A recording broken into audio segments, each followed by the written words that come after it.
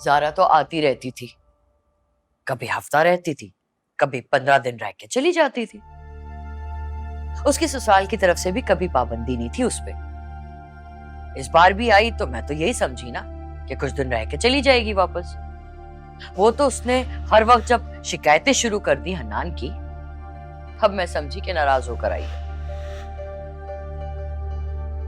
सन की शादी की है तो करे एडजस्ट, हमने तो मना किया था ना। कौन समझाए उसे, सुनती है वो किसी की? हाँ लेकिन मजाक थोड़ी है, शादी की है उसने, कोई बच्चों का खेल थोड़ी है ये। और क्या कोई भी हनान की बात बुरी लगेगी तो उठ के यहाँ चली आएगी घर छोड़ के अपना। और ये बात बताइए, हन्नान यहाँ क्या कर रहा है? उसका क्या काम है इधर? भाई नाराज हुई है ना बीवी, तो उससे मनाए और लेके चला जाए यहाँ से।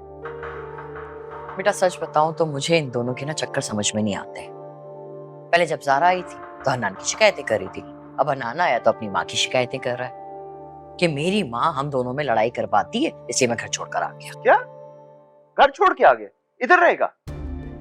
और आपने मना नहीं किया? नहीं नहीं, मैं कब रहने दूंगी, 2-4 दिन रह के उसके बाद चलता बनाऊंगी दोनों को। बिल्कुल ठीक कह रही हैं आप, ये औरतों वाला घर है और मुझे तो ये बिल्कुल भी मुनासिब नहीं लग रहा था। खैर अब तो मैं यहाँ आ गया हूँ, नाइल जो है वो हमारी जिम्मेदारी है। अनान और उसका रिश्ता नाजुक है। हाँ ठीक कह रहे हो तुम। खैर तुम परेशान मत हो, मैं संभाल लूंगी सब कुछ, ठीक है?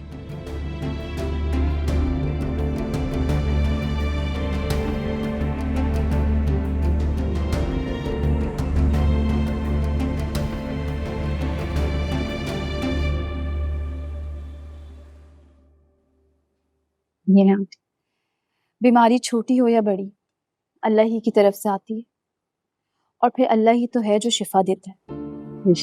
हम कौन होते हैं परेशान होने में। बस आपको अपनी उम्मीद और यकीन जिंदा रखना है और फिर इस बीमारी से लड़ना है। देखिए इंशाल्लाह जीत हमारी होगी और आइंदा इस तरह की मायूसी की बातें तो बिल्कुल भी नहीं करनी है। वादा करें मुझसे। चलो, मुझे यकीन है मैं अपने बच्चों की खुशियां जरूर देखूंगी। बिल्कुल जरूर देखेंगी। और मैं डॉक्टर की बातों पर भी अमल करूंगी, लेकिन इसके लिए तुम्हें मुझसे एक वादा करना होगा। आप बस हुक्म करें। मेरे पास बेटा आते रहना, मुझे बहुत ढारस मिलती है। बस इतनी सी बात है। अब आपको इस बात की फिक्र करने की जरूरत ही नहीं है। आपको बुलाना नहीं पड़ेगा, मैं खुद आऊंगी। क्या करूं आंटी, पप्पू की वजह से मजबूर हो जाती हूँ। आप तो जानती हैं वो बहुत सवाल करती है। हाँ बेटा, मैं समझ सकती हूँ। और अब जैन भी वापस आ गया है। क्या जैन वापस आ गया? लेकिन उसने मुझे बताया क्यों नहीं? आज सुबह ही आया। आप प्लीज मुझे घर ड्रॉप कर देंगे, बहुत रात हो गई है। हाँ कर देता हूँ। मैं बस तुम्हारा शुक्रिया अदा करना चाहता था। तुम्हारे आने की वजह से माँ के चेहरे की ताजगी वापस आ गई है, बहुत बेहतर महसूस कर रही है। तो ये सिर्फ तुम्हारा कमाल है। जब से आई है मेरी खिदमत में लगी हुई है। आंटी को खाना खिला दिया है मैंने और मेडिसिन भी देती है। खुश रहो मेरी बच्ची, अल्लाह तुम्हारे नसीब अच्छे करे, ढेरों खुशियां दे। आमीन। जैन की कौन है?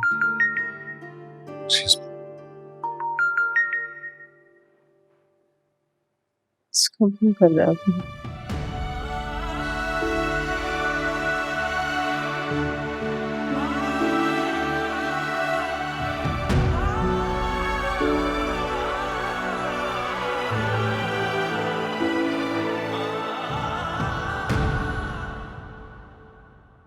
हनान, हमारे घर के मामला भाई के सामने डिस्कस मत करना प्लीज। जानते हो, हमारी शादी के सबसे ज्यादा खिलाफ भाई ही थे। अगर कुछ उल्टा सीधा सुन लिया उन्होंने तो बहुत शामत आएगी। तुम क्यों इतना डर रही हो? अब तो हमारी शादी हो चुकी है। उनके बुरा मनाने से या नाराज होने से क्या होगा? फजूल बहस मत करो, जैसा कह रही हूं वैसा करो। इस घर में रहना चाहते हो या नहीं? जाहिर सी बात है, रहना है, और जा भी कहां सकते हैं हम लोग। हाँ, अगर तुम्हारे घर वालों ने निकाल भी दिया। ऐसा कुछ नहीं होगा हनान, बस जैसा कह रही हूं वैसा करो। अम्मी और भाई को नाराज मत करना प्लीज। अच्छा, एक बात तो बताओ। क्या?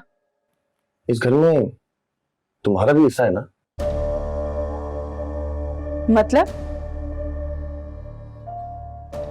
मतलब ये कि इस घर में तुम्हारा और तुम्हारे भाई का बराबर का हिस्सा है, तो तुम यहां हमेशा रह सकती हो, और अगर वो ना माने तो हिस्सा मांग लेना।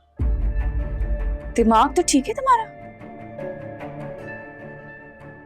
पहले तुम्हें अम्मी ने 2 दुकानें दे दी, अब तुम इस घर पे नजर जमाए बैठे हो। तौबा तौबा, मैं ऐसा सोच भी नहीं सकता। मैं तो सिर्फ एक बात कह रहा था कि तुम यहां रहने का पूरा हक रखती हो। एक बात अपने दिमाग में बिठा लो हनान, इस घर पे ना तो मेरा हक है और ना ही भाई का, क्योंकि ये घर मनाहिल का है। उसके बाप ने उसके नाम किया था।